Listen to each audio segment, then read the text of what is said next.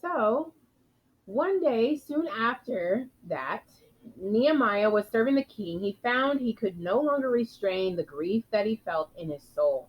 And the king suddenly noticed his distress that was on his face. Since Nehemiah was usually cheerful and happy, was a requirement of the king's servants, the king knew that something must be terribly wrong with Nehemiah. So he asked Nehemiah, "What's wrong?"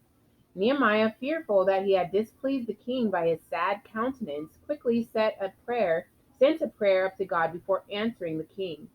Maybe you too, when you have been in need, have sent up a quick prayer to God as Nehemiah had just done. After the prayer, Nehemiah replied to the king, "How can I help but be sad when the city of my fathers is open to the enemy and its gates are burned with fire?" "What is your request?" the king asked. Again, praying silently in his heart, Nehemiah answered the king, "If it please the king, let me return to Jerusalem, the city of my fathers, and build the walls so that the Jewish people in Jerusalem feel safe, and so they can come and live in the city and worship in the temple." To Nehemiah's surprise, King Artaxerxes immediately agreed to his request and agreed to send letters to the governors of the area which Nehemiah's caravan would pass to guarantee his travel safety.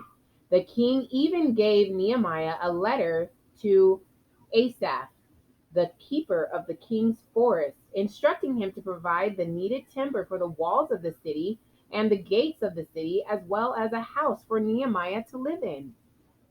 All of this was more than Nehemiah would have dared to even ask the king, and he knew God's hand was upon him.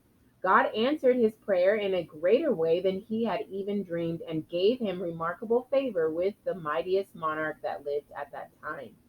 Nehemiah knew it was all an answer to his prayer.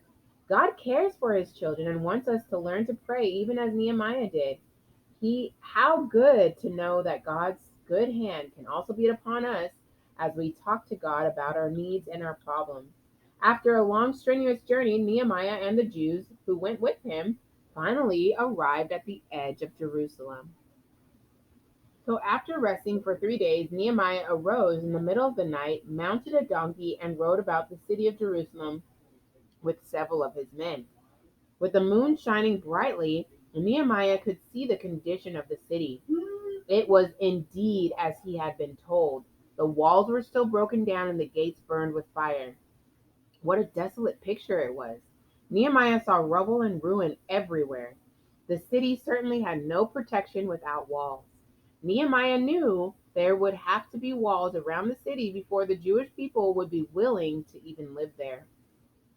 Up to this moment, Nehemiah had not revealed to anyone his reason for coming to Jerusalem. But after his midnight ride around the city, he knew it was time to reveal his plan.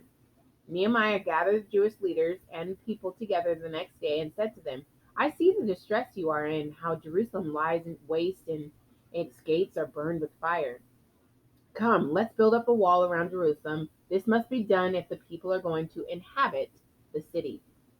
So Nehemiah had told them how God had marvelously given him favor with King Artaxerxes and put his good hand upon him to return Israel.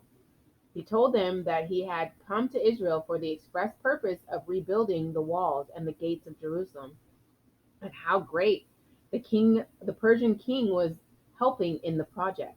The people rejoiced to hear Nehemiah's words. They were glad that God had not forgotten about them and that he was going to help them build the walls and the gates of Jerusalem again.